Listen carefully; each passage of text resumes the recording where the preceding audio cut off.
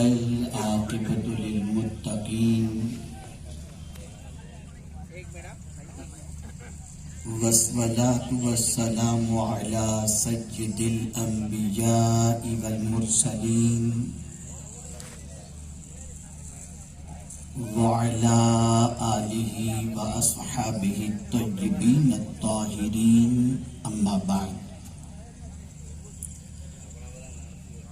فاعوذ باللہ من الشیطان الرجیم بسم اللہ الرحمن الرحیم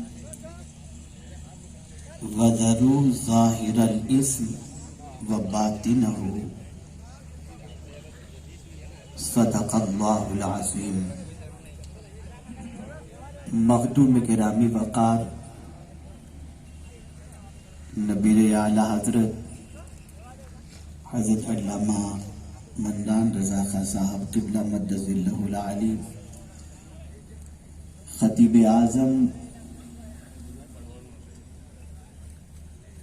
حضور مفکر اسلام حضرت علامہ قمر الزمان خان صاحب اعظمی، سرپرست اعلیٰ سنی دعوت اسلامی و دیگر علماء ذوی الاحترام، حاضرین و ناظرین سنی اجتماع، السلام علیکم ورحمۃ اللہ وبرکاتہ۔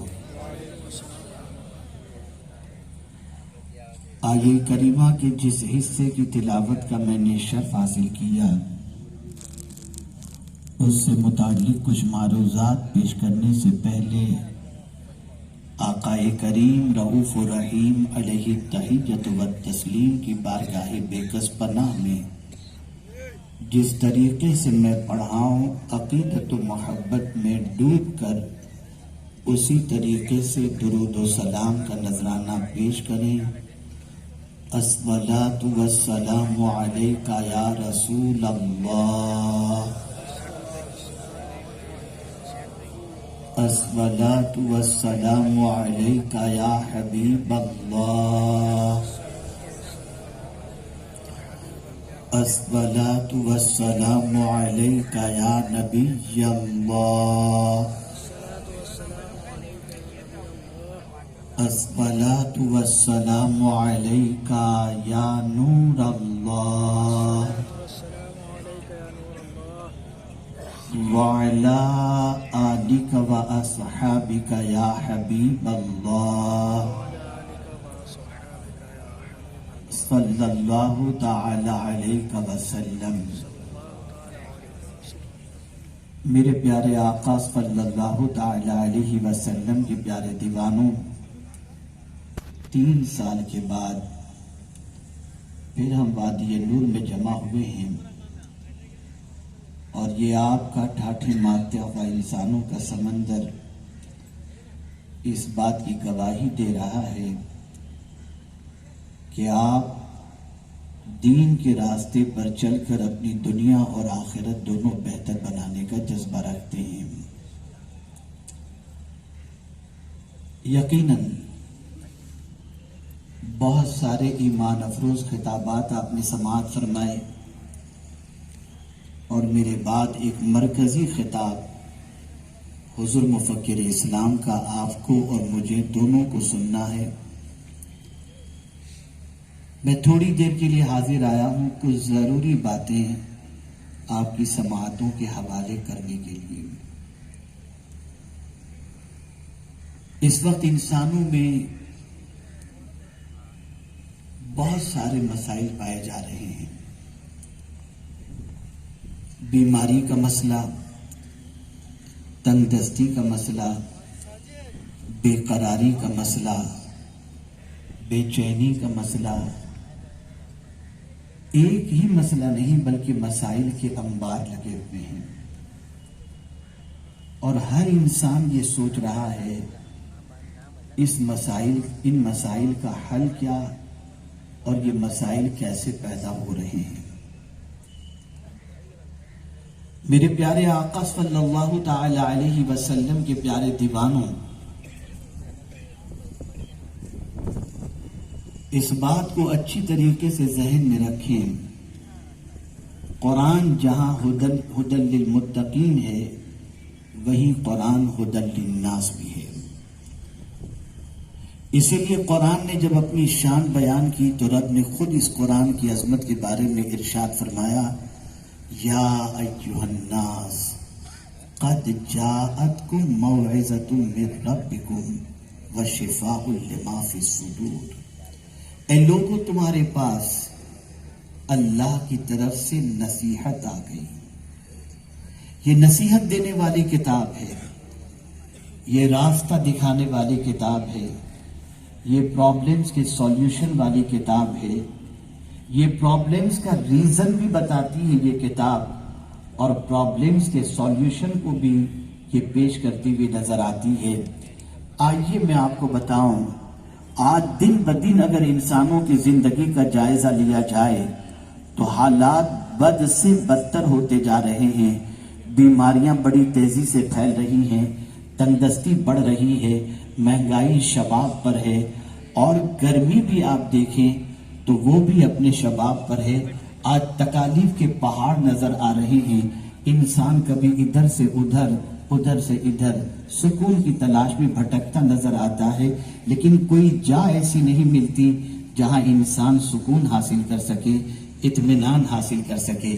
میرے پیارے آقا صلی اللہ تعالی علیہ وسلم کے پیارے دیوانوں، اللہ رب العزت رحمان الرحیم ہے، اور اس کے پیارے حبیب صلی اللہ علیہ وسلم رحمت للعالمین ہیں۔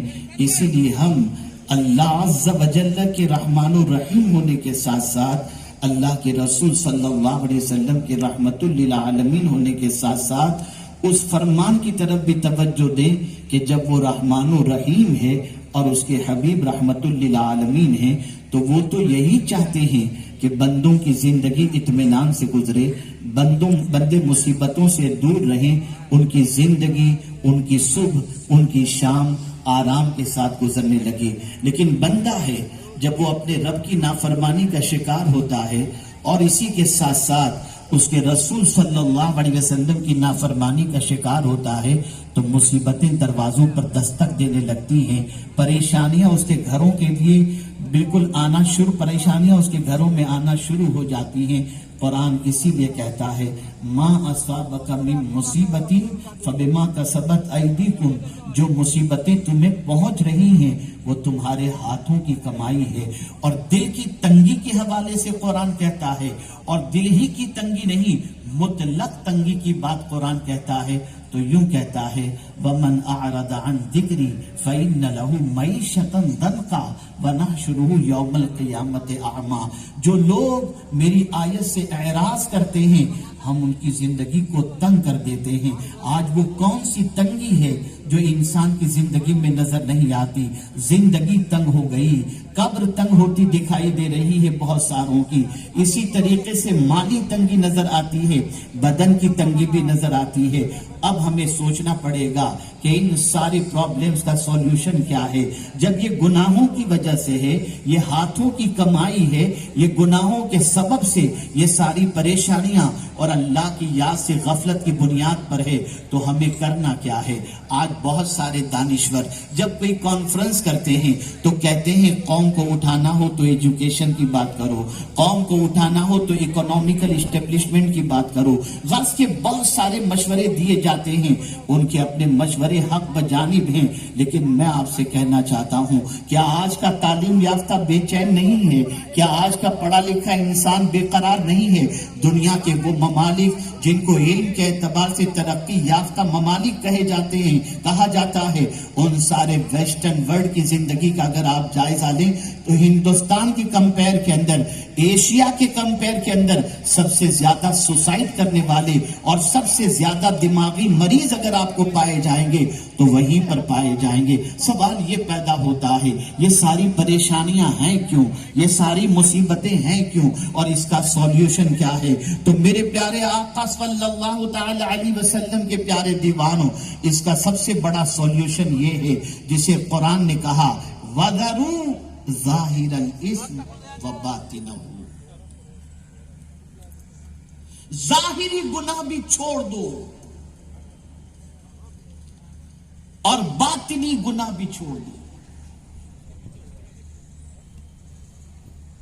جب کوئی انسان گناہ کرتا ہے تو اللہ اس کے دل سے قرار کو چھین لیتا ہے. جب کوئی گناہ کی دہلیز پر قدم رکھتا ہے اللہ اس کے رزق میں تنگی پیدا کر دیتا ہے. جب کوئی گناہوں کے دلدل میں ڈوب جاتا ہے تو اللہ اس کی عمر سے برکتوں کو چھین لیتا ہے. جب کوئی گناہوں کو اپنا شیوا بنا لیتا ہے تو پروردگار جل جلالہ اطمینان کی دولت سے اسے محروم کر دیتا ہے. ہم اپنے آپ کو پوری دنیا میں مومن کہتے ہوئے گھوم رہے ہیں اور ساتھ ہی ساتھ قرآن مقدس کے اس فرمان کو بہت سارے مقامات پر ہم کہتے ہوئے دکھائی دیتے ہیں جو بالکل صحیح ہے. وَأَنْتُمُ الْأَعْلَوْنَ إِن كُنْتُم مُؤْمِنِينَ. کامیاب تم ہی ہو اگر تم مومن کامل مومن ہو. کمال ایمان کے بعد کامیابی. تو آج اگر عالمی سطح پر ہمیں کوئی کامیابی نظر نہیں آتی تو قصور ہمارا ہے کہ واقعی ہم کامل مومن ہیں، ورنہ اللہ کا فرمان تو حق ہے ان اللہ لا یخلف المیعاد. ایمان کے حوالے سے بہت کچھ آپ نے سنا ہوگا اور سنتے رہے ہیں، لیکن آج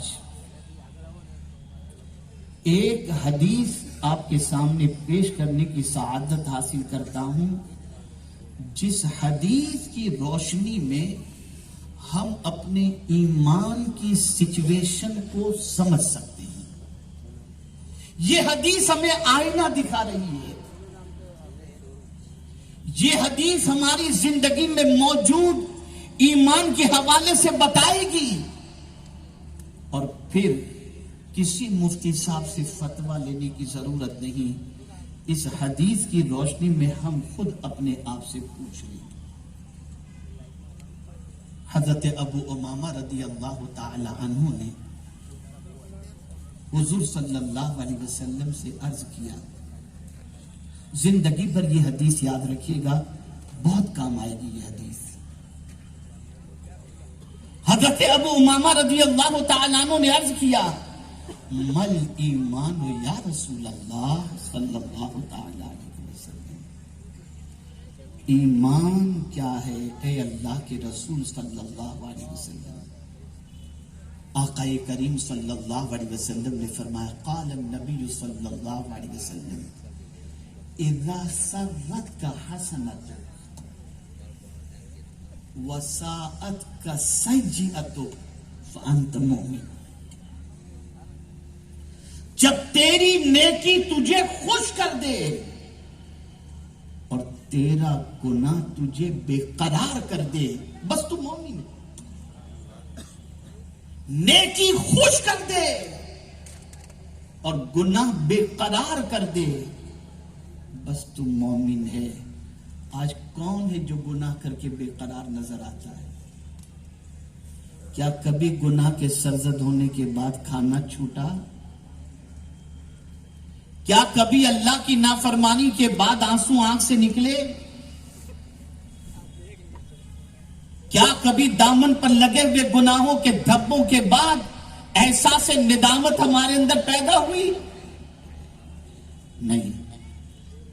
ہم تو گناہ کر کے کہے لگاتے ہیں، ہم گناہ کر کے موج مستی کرتے ہیں، ہم گناہ کی دہلیز پر پہنچنے کے بعد بہت مسکراتے نظر آتے ہیں. آپ مجھے بتاؤ، مومن کے حوالے سے تو حضور فرماتے ہیں اذا سرتک حسنۃ وساءتک سیئۃ فانت مؤمن. آج گناہ کر کے انسان نہیں ڈرتا اور نہ آنسو بہاتا ہے. اللہ والے تو گناہوں کے تصور سے کانپ جاتے